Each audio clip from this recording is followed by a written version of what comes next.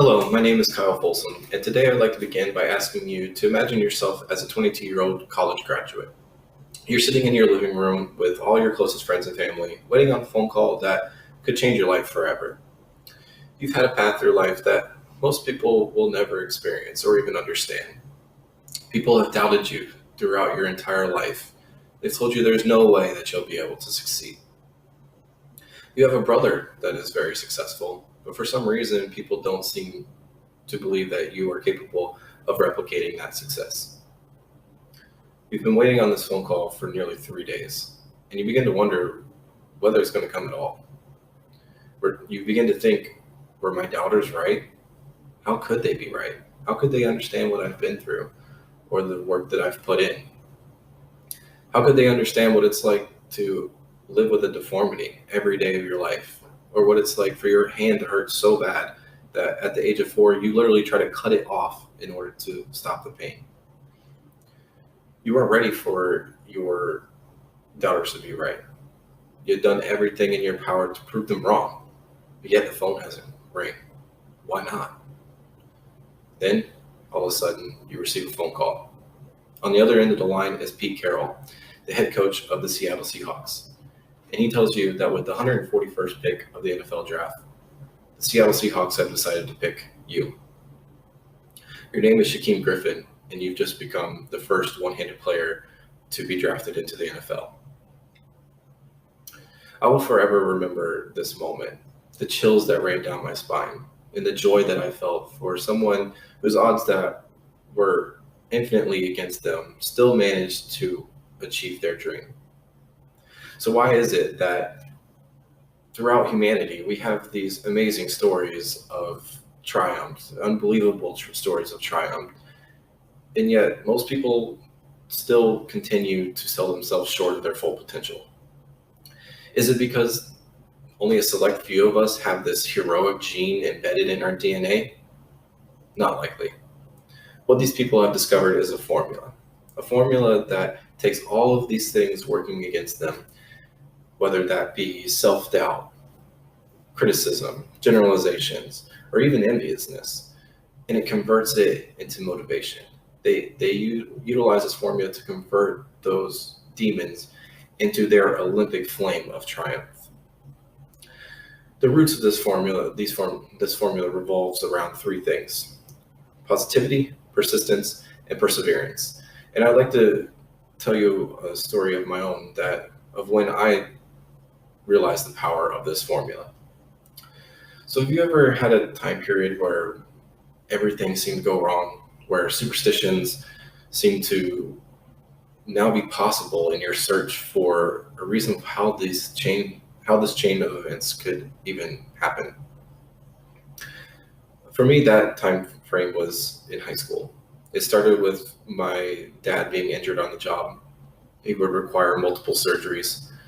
His job fired him, accusing him of purposely injuring himself, and workman's comp refused to pay his medical bills. We had to sell many of our belongings just to be able to pay the ever-growing pile of bills. And for my dad, the fact that he could not provide for his family drove him into depression. To add to this, a couple months later, I had an accident of my own that would require 2 surgeries and extensive rehab. The rehab process would keep me locked up inside for the entire summer leading up to my senior year. And admittedly, it made me a little crazy. I mean, for a teenager to tell his mom that he can't wait for school to start back up again, you know that he's been cooped up inside for entirely too long. But thankfully, I completed my rehabilitation a week before school started, which was just in time for me to begin football again. During my first game, I reached up for a ball in the end zone, and as I'm reaching, a defender hits me in midair, wedging his face mask between my shoulder pad and my collarbone. I immediately knew something was wrong. I could not lift my shoulder without assistance. X-rays would reveal that I had an AC separation in my shoulder, and I would most likely miss the remainder of the football season.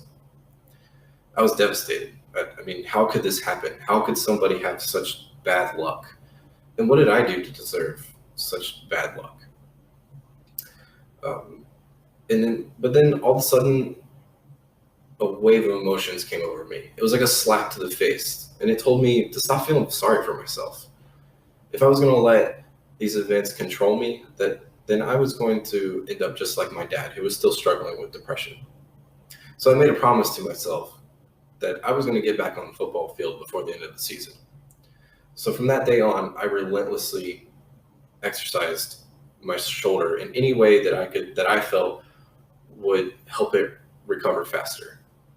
My doctor would tell me that I didn't have enough range of motion in my shoulder. My coach would tell me that I hadn't built up enough strength yet. And these voices would only push me harder in my rehabilitation process, to the point that my shoulder would literally give out from exhaustion. So fast forward to the last game of the season, and where am I? I'm not in the stands. I'm not on the sideline in street clothes, but I'm in the huddle, listening to the quarterback call the upcoming play. That night, I would score my first touchdown on my only reception in my football career. The sense of accomplishment that I felt was on a level that I had never experienced before. It was a defining moment, and it created a mentality that I would keep with me for the rest of my life. 7 months after that game, at my high school graduation, for some of my family members, instead of them celebrating and congratulating me, they simply told me that I was going to flunk out of college just like the rest of them. And today I stand here with 2 bachelor's degrees, an established career, and I'm now working toward completing my MBA. So if there's one thing I want you to take away from here today, is to not let negative events define you. Use the formula. It starts with positivity. You need to change that event into motivation. Let it create a goal for you to achieve, and be persistent in pursuit of that goal. And then if you experience adversity or even failure, you must utilize perseverance in order to change that goal into an accomplishment. Thank you.